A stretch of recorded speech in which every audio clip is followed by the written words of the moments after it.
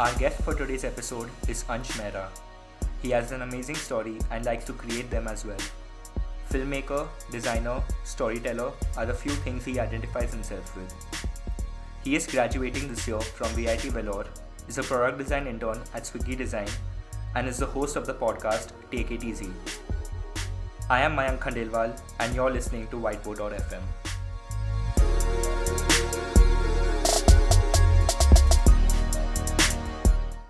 Hey Ansh, how's it going? Good, dude. Pretty good. Nice. So basically, Ansh, how did you get started in design? So starting off. Yes. So it's actually a very funny story because I was a filmmaker when I was in class in eighth or ninth, and that's how I started learning Adobe After Effects. And to make posters for all those movies, I used to learn Photoshop. So that introduced me into the field of design. But I ended up taking computer science, and when I came to college, I realized that there's a sweet spot between like creativity, Photoshop, After Effects, and programming. So I thought maybe I can use all my previous knowledge from After Effects and Photoshop and enter UX. So that's how I started my whole journey. That's great, man. So have you been freelancing, or did you do any freelance work after, or once you got started in design? And how did you escalate it to doing more projects and to where you are right now? So I spent my first 2 years, first year and second year, learning design, and I built some portfolio because I realized that you can't really get a lot of good clients without a good portfolio. So I spent some time making some stuff up, and my first beginning gigs were from Intern and Fever and some like word of mouth projects. And I think it was very difficult to first understand how the freelance culture works because you're dealing with a stranger, and that stranger has his own set and his own perception of looking at things, and then the pricing also varies. So it was a completely new world for me. Yeah, that happens a lot actually. Till you break the ice for the first time, and then you're like, oh, okay, this is pretty normal, and then you keep escalating after that. Nice. Yeah. So how was your? So right now you're interning at Swiggy, right? How long have you been Yeah. interning? So I interned with them in my summer holidays as well for 2 months. And I worked on a project that was like pretty awesome. It involved a bit of filmmaking and design and everything. They had tailored this project for me. And now that I had entered my eighth semester in VIT, I have continuing that same project for the upcoming 6 months. So I'll be with them till June. Oh, nice. That's great, dude. Like you've almost interned for 9 months now. Yeah, yeah. Yeah, that's pretty good. Like, so how is your first project? Like, also first project, not just in terms of Swiggy, but your first ever professional design project. Like, what were the difficulties? What was your mindset? How did you go ahead? So the first project that I did was a freelance project. It was for a person based out of India. So the first problem was communication because now I had to work for a person who was not with me throughout time, and there was a time difference. And I had to make sure that whatever I make was 100% genuine. So now you can't go on Behance and copy some random designs just to make it look good. So actually starting from scratch and covering each and every scenario needs so much of effort and thought. You don't really think that much when you're working for, like your show off work where you make just 5, 6 basic screens and you push it. So I think, yeah, the communication gap and the fact that you need to start everything from scratch and make it 100% genuine, I think these two are the biggest challenges. Yeah. So can you tell us more about the project? What was it exactly? So we were trying to make something related to question answering. It was sort of Quora, but with a better user experience. Hmm. So rather than just dumping information on your screen with multiple categories and questions, we wanted to make it very easy that you can ask a question and get an answer in like 3 single steps. And we limited the length of questions, we limited the length of your answers so that it becomes very, very concise and right to the point. So it was sort of like a database of generic questions. Right. Nice, man. Like that's really cool. Also, Yeah. one question, like one of the questions I wanted to ask was why Swiggy in particular? Like, was Swiggy one of the many companies you applied, and I or applied Swiggy was to a lot your of companies. sure? a short Yeah. place that I really want this, or like nothing else for that moment? So, it's actually a very, very interesting story. I got Swiggy through a very random fluke. So I organized this event in my college, and I invited Saptrishi, who's my manager right now at Swiggy, as a judge. And this was back in 2018. And he came, and I never really spoke to him much. But after a year, when I was applying to multiple places, I was getting a lot of rejection because I had no clue how to get a good design job off campus because I belong to a computer science background. So, it was very difficult for me to reach out through your own computer. So I emailed Saptrishi that, I am from a filmmaking background, but now I'm trying to do stuff in UX. So that is when he said, Ki, hey, you want to come for an interview? And he took an interview online. It was an online interview. And, he asked me some questions. He gave me a task. So it was a very good process. But it's actually, I feel very lucky that, somehow I did this event in college where I invited Saptrishi and he came, and that is how he found me. So you don't really plan these things, right? Yeah. So Nice, man. Were there any other companies which you would have wanted to join or you had in mind? Like, what are your companies, the I companies whose designs you really like? so Abhinav was like one of my major inspirations. He has taken my interview as well. I applied to Unacademy as well, Yeah. and we had an interview call as well. Then I applied for all the fancy companies, like the generic companies that you see. And somehow, because I've always been Could you interested name into some? filmmaking, I applied to Could you name some companies? I applied to Google. I applied for YouTube. I applied specifically for Netflix and Hotstar. Oh, nice. Then I really wanted to see how AR works. So I applied to a lot of AR based design companies because I feel that is a very exciting field.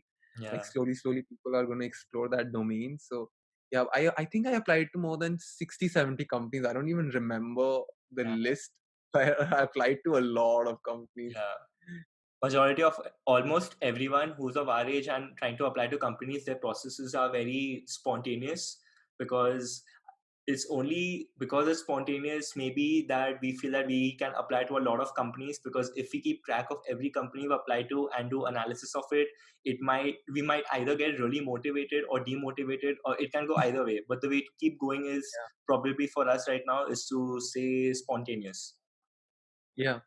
But I Yeah. think there's one more thing. I earlier used to blindly apply to companies, Mm, because I felt that I just need to get a job. I need to get a job. I won't get a job. And I think that's not how you're supposed to work. I think you should see a company and see its values and culture, which was something that I never considered before. And every job description has this certain section of responsibilities and requirements, and you should actually check if you fulfill them. Because even if you get a job, you won't end up being happy in that place if you don't belong there. right. So even before applying the job, now I legit check if I actually feel that I belong there and then apply for it. Completely aligned, bro. You're right. Moving on from there, like as you're saying that how someone should apply for a job only if they feel that they are well suited for the job requirements. Everyone, whenever they're applying for a design company or for a role in a design team, they have to prepare a portfolio or have some design work as a background, right? How did you create your portfolio? I started with like a basic PDF based portfolio, Hmm. but then I realized that scrolling through a PDF requires a lot of energy and time. If I send a PDF which is say 15 pages long, it requires a lot of attention span for my recruiter. So I thought that I'd rather build a website, and you can easily learn HTML and CSS within 15-20 days online. So I thought I'd rather build a website because I feel that a lot of people search your name online before they, recruit you. That's what I feel. I think your online presence matters a lot. So I realized that if I make a website, my work is there forever. And whatever I put on Behance, YouTube, and Instagram, all of them can be compiled together to this one single source. Right. So, I think a website actually helps you a lot. But, it differs from person to person. It worked for me, it might not work for other people. True. Like also, it depends on the time span you have, whether and the urgency of the internship or the job. Probably, if you don't have a portfolio but the urgency is too soon, you would rely on a social platform like Instagram or Behance. But if you have the time to go for perfection or maybe go for something more substantial, you would go for an entire website of your own. So yeah, that Yeah. also depends the timeline and the urgency. Yeah. That's true. Also, Ansh, can you share your websites, your work, and a few case studies? So this is what I did, and this is a template that I got. It's a royalty-free template that I got. And if you know basics of HTML and CSS, you can edit your website according to your own needs. And I think that is why I recommend every single person to know the basics of web development. So what I did is that all of these things that you see redirect you to my Behance posts. So I get audiences stuck on my homepage as well on anshmehra.com and to my Behance. So earlier I used to put everything on anshmehra.com, but that restricts a lot of traffic from my Behance posts. So it's important that you spread yourself everywhere through different SEOs, so that when they put in your name on Google or Instagram, they start from a single point, but as they browse through your work, they reach to that single domain that is anshmehra.com. So it helps people to see everything in this one single spot. So I divided my work into three segments. First was technical, which had my hackathon projects and personal projects. And these were basically apps that I made throughout my college life. And these involved work from Hack Harvard, Hack MIT. I was very lucky that I got an opportunity to explore these hackathons. That's And amazing, man. Tell us some experiences from Hack Harvard and Hack MIT, you know? oh, it was amazing, dude. I'll show you the post as well. Sure, It's man. it's this different universe, and Yeah. I was very happy to go there. And it's actually very funny because a lot of people don't really know that these hackathons exist. MIT organizes multiple hackathons, and I went there as an individual student, and they made me team up with a bunch of other MITians, and we made an application that could click pictures of a water sample and run them by this image set of contaminated water samples, and it could check if the picture that you clicked is of a contaminated sample or not. So you could have two water bottles, one would be contaminated, the second one would be normal, and your iPhone camera would tell you the percentage of contamination in that water sample. And it's basic stuff. It sounds very fancy, but because of all the Python libraries that we have now, it's actually become possible. And Yeah. and they give you all these goodies, and there are multiple people spread around. It's so much of fun. You can see it from my pictures as well. That looks amazing, So bro. Like, that looks really good. yeah, And also, it's pretty like a awesome. Hack sudden, Howard is it's like a amazing experience, right? In terms of the brainstorming and the kind of people you surround yourself with, even if it's for a limited period of time. It it's like an it's like a great aftertaste or like a hangover. Like, the experience lasts, and you would end up implementing it in all your future work and your general perspective. and it's really inspiring, dude.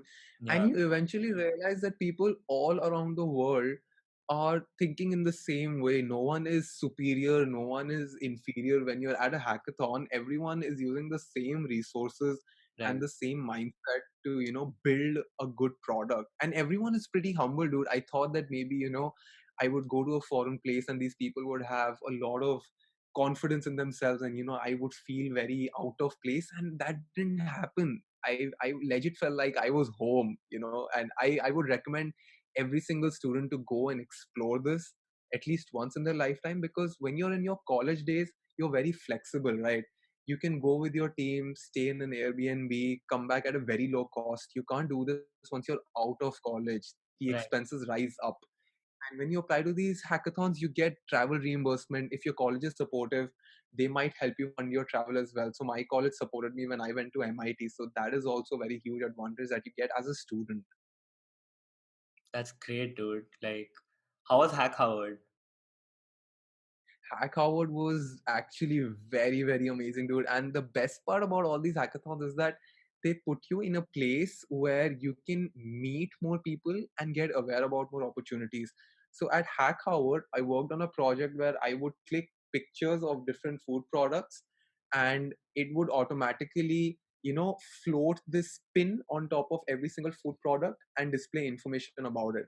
So Right. our project didn't win something at Hack Howard, but I met this lady called Susan from Microsoft, who eventually informed me about Microsoft Imagine Cup. And she said Okay. that if this project isn't working here, you should work on it and send it to the Imagine Cup. And that is how we ended up being the Asia regional finalists for Imagine Cup. And we went to Sydney for that project. And it was a completely funded trip. So the Yeah, thing is that you wouldn't know about these things if you're not at that spot at that right. exact moment. So that is why these hackathons are amazing, because you get a lot of awareness.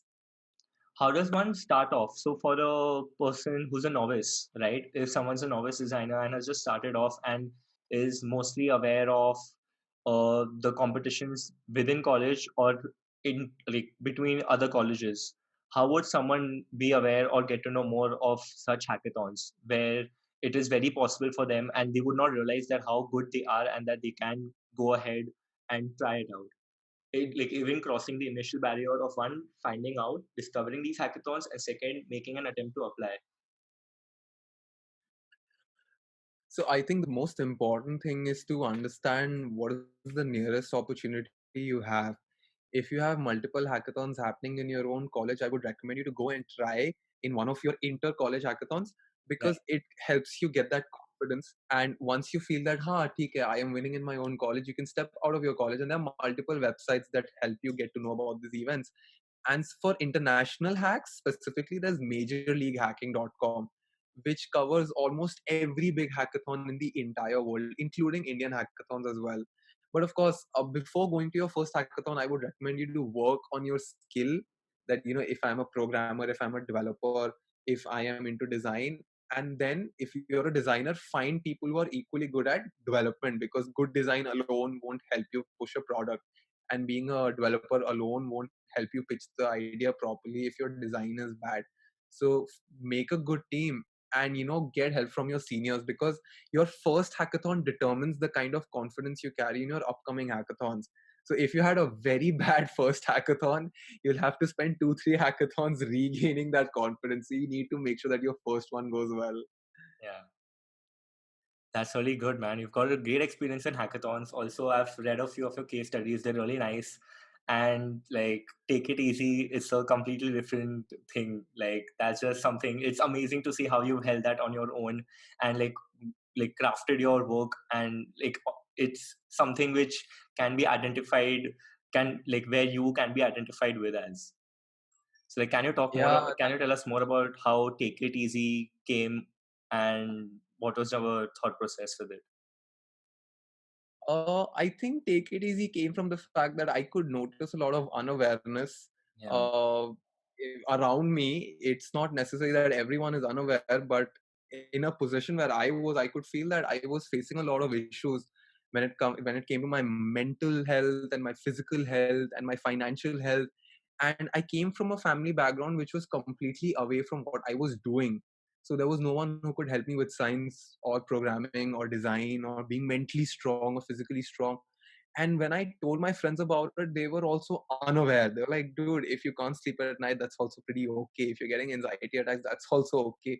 So I felt that there's a lot of gap in between students. And that is how Take It Easy started, because I spent a lot of time understanding how our brain works, how our body works, because I realized that these things do matter a lot. Understanding yourself is just as important as understanding the world outside of you. You need to have like a strong inner structure before you can build better empires outside of your body. So that is why I thought I made these Google Keep files when I was exploring all of these domains one by one. And when I had recovered from all those issues, I was going through my Keep app, and I saw that, dude, I have so many notes available. I can just put them out there for free for people who are suffering from the same issues, and maybe it might help someone. So that is how the show started. That's great, man. Like, can you share more about what process, like right now, you just mentioned, right? You use Google Keep to keep adding ideas or topics that you could talk about and spread more awareness about. While this could be a part of how your strategy was in building Take It Easy. So, was there any strategy, or like, can you explain? Also, you recently wrote a case study regarding what your brand approach was regarding Take It Easy. So if you can go more deep into that. So I think we get so many thoughts and ideas every single day that we just lose track of them, because everyone's brain is running so fast. So I make sure that, first of all, I have Keep on my phone, and then I have 2 notebooks. One is always near my bed, and one is always near my washroom, because whenever I'm taking a bath, there's some idea that I have, and I just forget the idea if I don't write it down. So I have a pencil and a notepad near my washroom and my bed, and I keep writing stuff down on it. And once you make all your notes, you need to segregate them into topics, because you might have multiple mixed ideas. So you need to make sure that you put them into organized buckets and then modify them in a way that is digestible for an ordinary audience, because you might be able to comprehend multiple ideas in very brief sentences, but because your audience is so huge and so diverse and it's running across the entire nation, you need to make it seem as if it's super simple to understand. So I take those ideas and I simplify them in a way that it is very easily understandable for all kinds of audiences and for a wider range of age groups. And then I write a script, and I purchased a mic. I think sound quality matters a lot when it comes to podcasts. And you don't need an expensive mic. I bought an 800 rupees ka mic from Amazon, and I use that on my laptop. I record it. I read the entire script. So a lot of people do their podcast unprepared. But I feel that when you are talking without a script, you stretch it a lot because you don't know when to stop. So when I'm typing my script, I make sure that it doesn't extend more than 11 minutes or 15 minutes, because I don't want my people to look at a 40-minute episode and say that, oh, I don't have time for this. This is too long for me. But a 15-minute thing is still digestible. Yeah. So once I'm done with my recording, I go to Premiere Pro, I remove the noise. And then the most important part is choosing the title, because the title defines what mindset the person has when he's playing your audio note. Now, it is not necessary that your title should convey exactly what the episode is about, because sometimes people don't really know what they have to know. So if I am talking about, say, your personality being as a social construct, it's a very deep topic about spirituality or awareness. I wouldn't say that understanding your true nature or something like that. I would say something like how to reduce your panic, because sometimes people panic because they just don't understand themselves. But making a very fancy title that you understand is not the best option. So I make sure that the title is very generic, but the content is not generic. So once I get them on the episode, the first 5 minutes are very basic, and then I slowly raise the level. Yeah, And I end it within 10 minutes, because I know I don't want to saturate their brains before they go away. right. That's a really good approach, actually. From putting everything in small buckets to finding the ideal places and time where you think personally you find ideas or think of ideas or suddenly brainstorm, which you might note down later, but you never tend to because there are a lot of other things to do. And from that Yeah. concept to actually structuring, making a script, that's something which a lot of people might not realize or just ignore or neglect. And bringing that out, it creates a lot of insights that okay, this is something which we had not thought of and is something we could have implemented, and how the impact it can have. Like even something like keeping a script ready, like later some another approach can be just recording it and then editing it later, right? But keeping a script ready and then knowing exactly what to say and keeping it crisp and also not too heavy, it's something that's very difficult, so hats off for that. Thank you. Also, Ansh, so like you mentioned before, you messaged Saptashi on Instagram, right? So that was the initiation of how you applied for Swiggy. Um, can you tell us the rest of the process of what kinds of interviews were there and what kinds of questions were asked? So once I contacted them, they asked me few basic questions, and I think after they had a filtering round, and then they sent me a task, Hmm. which involved there were 2 3 challenges, and I could pick any challenge that suited me, What and were they the gave me. challenges and what did you choose? I think there were 3 challenges. One of them was about a food truck application. I can't remember the other two because I did the Okay. food truck Yeah. one. And they wanted me to come up with the concept, the business strategy, the wireframing, the visual design, and if possible, like a basic prototype.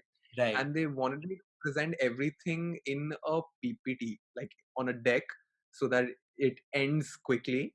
Right. And then I sent that submission to them, and I think I got a response after a week when Saptarshi came for a video call ka interview. Okay. and he was like very cool with me on the video call. That was the time when I was like, okay, I think I really want to go to this company, because until then it was that, yeah, Swiggy design is amazing, because had been following Saptarshi's work. So if you see his Instagram, he's been doing some Right. crazy work. So until then I was like, yeah, these guys are cool. But after that interview, when he spoke to me and when he asked me certain questions, I fell in love with the entire culture and the mindset that he had. So he asked me about what I like, what I'm expecting from the company. He was more interested in what I want rather than just putting me in a spot of asking questions and roasting me. So I think that was a huge relief. That's really nice. That, Do you remember the questions that were asked, and what approach did you take in solving that task? yeah, I think so. Some of the questions were that the main intention behind all those questions was that what is your intention. So they weren't focusing on the answer, Hmm. but they kept asking me what was your intention. And they didn't criticize my designs too much, because they said that obviously you're a student, but for every minute decision, including the color code, the font size, the images, the sounds that I used, they were asking me that, why did you do this, why did you do this, why did you do this. And they kept listening, and they Right. kept listening. And I don't really know what notes they were making in their mind, but I think they were focusing a lot on the process and not on the end product. So I Right. think, yeah, that's a good thing to do. Also, carrying this forward, since like with every project, as you keep doing one project and then you do another project, you get a more distinctive uh, methodology, I would say, of solving or looking or approach, like solving a design problem or maybe writing a case study. So do you have, like, what is your approach of when you start writing a case study, or any, whether it can be for a freelancing project or whether for your own projects? What's your approach, or I like, and how, what's the process? I think it's changing, dude. Yeah. It's always changing with every single project that I do. Hmm. It keeps on changing, and it fascinates me, because I think maybe this time I figured it out, and 1 month later I'm like, no, dude, there's so much more to do, and I could have done that differently. So I don't think there's this fixed magic trick for Oh, approaching a design problem, because everyone has their own ways. Every problem has its own requirements and constraints and time limits and budgets, and there are a lot of people involved in it as well. right. So when you're the only one solving a problem, the dynamic is different. When there are 3 4 people working on the same problem, the dynamic is different. So it So depends on problem to problem. But So yeah. when it came to writing a case study for your own project, right? For example, the Take It Easy case study. What, like, what was your approach, or like was there any planning done beforehand? And if you can share what the planning was, how did you get to it, and then how, what steps did you take in writing it? Just like you had a certain strategy while making the script for your episodes, Yes. So the first point that I wanted to add was I had to make it real, right? because earlier when I was a student, I used to make case studies to show off my work and fancy fonts, and now I just wanted to keep things very real, because now people have a very strong intuition. Everyone is there on the internet, and they know when you're faking it. So for Right. everything that I did, including from the fonts or from the stats, I put correct proofs behind it and the right intention. So if I am putting a random graph that says, I grew from this point to this point, a lot of people would say that I have 55,000 streams or starts. Right. And it's a very deceiving number. What is 55,000 starts? Is it complete episodes? Is it someone playing 30 seconds of your episode? So I wrote very clearly that streams are different, starts are different, and followers are I think different. you can show us the, if you can show us the case study, that would be great as well.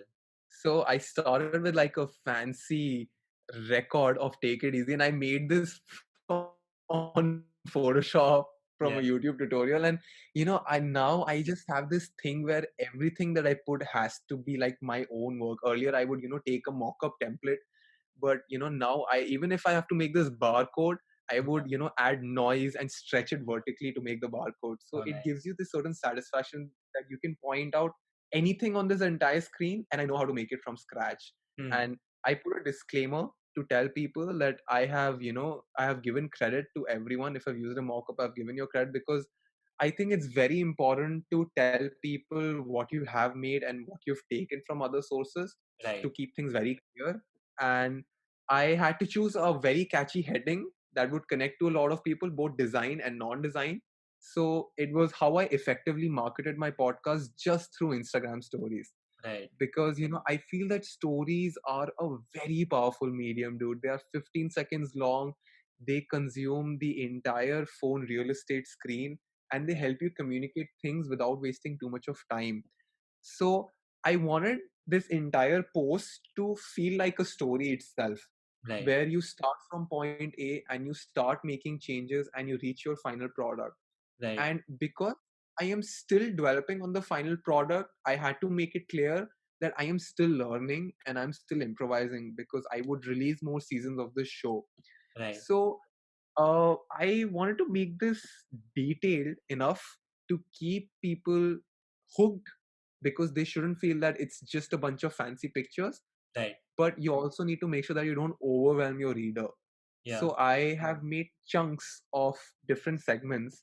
So Hmm. rather than typing an entire paragraph, I would divide it into different chunks. Right, Explaining the slightest of intention behind the fonts, behind the copy that I've chosen. Making, and again, one of the most important things that I added that actually helped me is social proof, yeah, because social proof is more valuable than actual currency in today's time.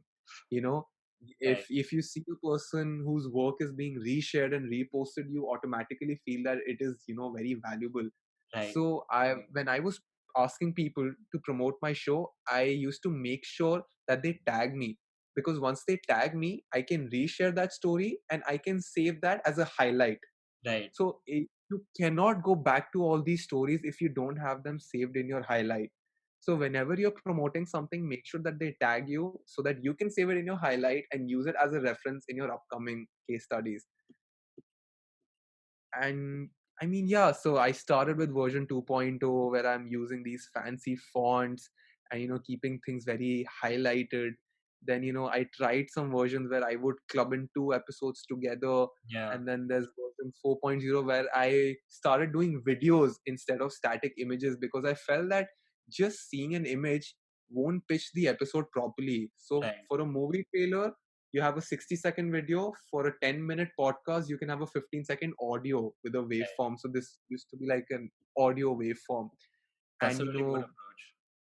yeah, it actually helps, because then people know what they're going to listen, Yeah, because you can't expect them to trust you from just a static poster. They need to correct. hear something as well. And using fancy fonts and using dark colors. And then in the end, this is very, very interesting, but if you notice all my design screens, you would see that there's a lot of black and gray. Right. And I don't know, I could be in a certain mindset at that point, but I realized that black and gray don't actually make you feel like taking it easy, Yeah, because it's too much contrast. So I thought that maybe I need to brighten things up. And now I just randomly clicked a picture of sky, and yeah. now it says take it easy, on an open blue sky. So now it feels more It gives a easier. more lighter appeal. Yeah. Yeah, And this is the final identity. So it's very weird, from where I started and where I am right now. And it's still an ongoing thing. I ended this post with proof that I uploaded my first episode on 19th May, and this is how my stats have been growing. I showed them my followers, my country ka reach, my starts, my streams, and I also tell them what these words mean.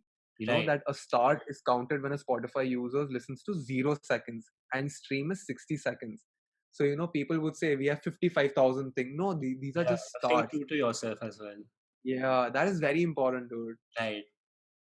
That's great, man. Also, so tell us more about how Swiggy is, man. Like, what your current project is, what you're working on right now, how many designers, how's the design culture at Swiggy? How many designers are there in your team?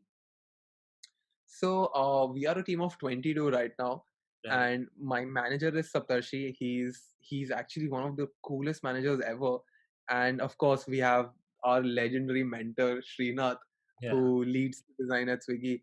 And there are three teams, and I work with the product team. There's marketing team and there's merchandising team as well. And the best part about Swiggy is that there is this immense respect that we have for everyone who works with the team. And there's this blend of having fun and working together. Yeah. So you can work on whatever you want as long as you're delivering what you're expected. And I am working on 3 projects right now, and I don't want to reveal 2 of them because they're like Okay. pretty exciting. I don't want to ruin the surprise, Okay, sure. but it allowed me to explore how users actually make decisions on the basis of dynamic content. So not Okay. just using pictures, but maybe dynamic content. This is the first And project. yeah. Yeah. And I also am handling Swiggy design for Instagram and Facebook as well, because they knew that I love filmmaking, and I love telling stories. And Ansh, I why felt, don't you share a screen of Swiggy design? And also, you can't, I get that you can't reveal the second and third project completely, but is there anything you can tell in brief or maybe something like a hint? so I think it's more about creating more dynamic and customized menus. We have added a lot of detail to the current menus right now, but we just wanted to make it more tailored for our audiences, because food is not just about eating the product. Even browsing plays a very important role. Right. So we wanted to make sure that that browsing itself is also a very good experience, and that is Hmm. what we are working on right now. It's not just about having the product delivered at your home steps, but also having that experience of choosing that product. So Right. that is what we're working on right now. I'll show you Swiggy design as well. So we have like multiple color schemes, and these are all the designers that we have, and every single row has a video in the start, then the picture of the person and his Instagram account, and a fun fact about that person, which is most probably related to food. Like, we've tried to keep it related to food.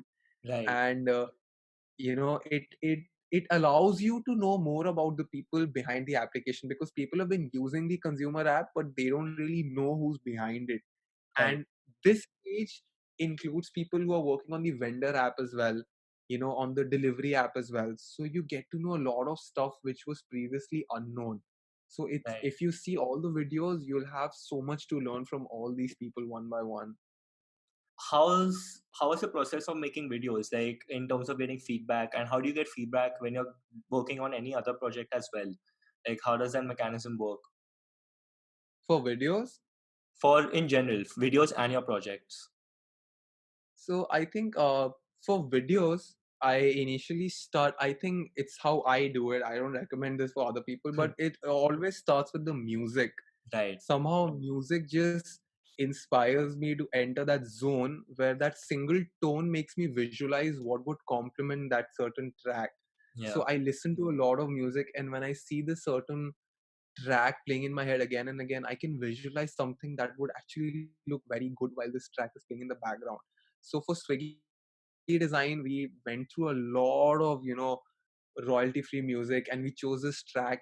And then once you're done with the track, I first trim the track according to the duration that we want. So for IGTV, you need something which extends more than 60 seconds. So I would design the sound first that lasts for that entire duration. I would check that it begins at a lower note, rises within 5 seconds, reaches a high, and then ends peacefully in the last 15 seconds. Then make a script, make a list of scenes that I want to add, record them, edit them in Premiere Pro, then put the final effects in After Effects, render them and compress them, and crop them according to the platform. So if it's Facebook, it would go into a 1:1 ratio. If it's IGTV, then it would go as 16:9. So that's how it works. That's nice, man. Also, for your current projects which you're working on, like you said, the menus, right? How does the feedback and how does the process go in terms of reiterating and then from concept to actual leading it getting shipped? So I think right now, whatever that I'm working on is all experimental. Right. So Sapna has allowed me to, freely explore whatever I want to do. And I think it begins with research. You need to know what people would like, and you start with a very rough concept, and you show it to a lot of people, and you get feedback from the designers. Then once you get feedback from the designers, you step out of the design team and ask people who are not designers. Then maybe you could send it to your friend, maybe to a parent, because these are also your consumers at the end of the day. Right. So you start increasing your circle one by one, and you drift away from the original source. Hmm. So first would be your close managers, then your designers, then technical people, then your friends, then your parents, and then come back, reiterate it. And then once that is done, maybe you could show it. And that's what I do. I show it to Sapta, and then Sapta is like, okay, yeah, you can do this and this, and that's how we keep on proceeding. That's amazing, man. So, like, if someone was to ask that after your internship, that what are your top three learnings, what would you say to that? So I think my first learning would be that UX is definitely not just about visual design and making things look proper on your mobile device, because earlier it was only about working on Sketch or Figma. Directly I would do some research and draw some wireframes and maybe just make some screens. And now I feel that half of your time should first go on research and check what people actually want, you know rather than you assuming what people would want. And Right. once you've done your research and testing it out properly, testing it brutally with as many people as you can to make sure that what you think people want is actually what people want. Hmm. So testing your stuff rigorously. And second would Yeah. be that corporate life is actually not that bad. Oh, I mean, Swiggy is basically a startup, okay, but I had a lot of fears about post college life, that it would be very stressful. But I don't think it's stressful at all, because it's actually pretty fun if you're doing what you like. Yeah. It's not that bad, it's not that stressful. We are in a group of motivated people, and it's actually not that bad. It's a good learning experience. And third would be that you must make sure that you're open to learning. You can't have defined systems and ideologies for everything, because your mindset keeps on changing with time. So there is no fixed mantra, no fixed rule that you can follow your way to success. That's great, man. Yeah, that's something that's really that's true. I agree. Totally agree with a couple of things. Majorly being that you cannot be restricted or stay restricted. There are so many, like the empathy level. Whenever I work, I feel more empathy towards situations and people and how things work in general. And for at like wherever like previously how like if my empathy level used to rise by x, now currently it rises by like 3x or 4x. So that also plays a big part. Like the more empathy you have, the more understanding you be, and the wider perspective you're more open to criticism, and you whatever criticism you receive, you take it as constructive criticism and go ahead with it. So that's really nice. Like, this discussion has been so great. And after apart from Swiggy and apart from Take It Easy and whatever projects you're working on, what are you excited about later, like in the future, in terms of what do you want to do in terms of design? Where do you see yourself in the future as a designer or a filmmaker? What are your like, what are your views? I think I'm really excited about AR VR design, because I think that is going to change the game. Right Yeah. now it's just starting out, and there's very confusion. There's a lot of confusion around that topic. What are the best practices? So I think I really want to explore more about AR VR, and I really want to go in depth with all the tools that I currently know. So if Hmm. I know After Effects, Photoshop, Sketch, and Figma, I really want to know how to use them thoroughly. Like pick four softwares and know them inside out, rather than learning 7 8 softwares. So What that's are what I those want four to do. softwares? I think After Effects Right. and Figma and Sketch and Photoshop, four softwares, like two from Adobe and two from the recent Right. trend. And these are very powerful tools. You can do a lot. And then if I really want to explore Principle as well, because I think it creates fabulous prototypes. It's Yeah. next level, the kind of stuff that you can do. Like Sapta has done some amazing work on Principle. Yeah, You he's very won't active even. on social media with his Yeah, interactions. it's crazy. Yeah, Principal and Protopie as well, actually. Yeah, both of them are I really good haven't tried softwares, it, but and yeah. yeah. Also, are there any projects which you're currently working on or want to work on in the future or are looking forward to, or maybe even brainstorming that, okay, I'm planning this, let's see how it goes? I'm actually just distributing my time. So I have like two, three things to learn about. First is, making sure that whatever I'm doing at Swiggy is constantly helping me grow. And I'm trying to give my best at whatever I'm doing. And second is to read more, read about the entire subject, and not design, but Right. about newer things, maybe about AR, maybe about psychology or business or commerce. And if I have more time left, then I just want to make some short movies. I recently made a movie for there was this challenge by Red Bull, can you make it? So I made this video where I'm on this obstacle course blindfolded and everything. So whenever I get time, I make such videos for fun. So I want to make Can some you share short that movies video as well. actually right now? If you can show it on your screen? Yeah. Wait, it's there on my Instagram. Wait, I'll open it for you. It's like a for 60-second video. That's So it totally fine. shows me coming on a dirt bike at this obstacle course, and I'm competing with my friend Yeah. for this Red Bull can. And all of these people are my friends. So we hired a drone. We went to this place 100 kilometers away from Bangalore to shoot it. So it's actually pretty fun, dude. You enter this fantasy world, where everything is in your control and you can add in effects and everything. So I think storytelling is a beautiful skill to have.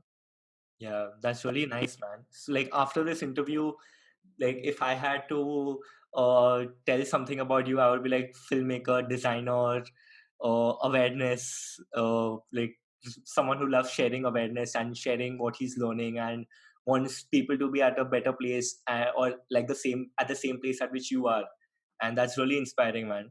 Another thing I wanted to ask was that we often tend to reminisce, right? Once we have reached a certain place, that okay, we've reached this place, and we reminisce about how we were at that stage and how previously and how far we've grown.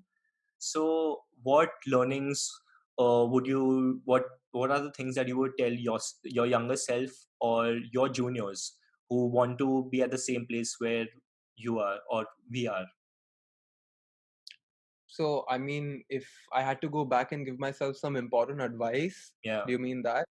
That, and Uh, also, what advice would you give to your fellow juniors who would want to work at a place like Swiggy or want to get into design or be at the same place, if not professionally, personally as well?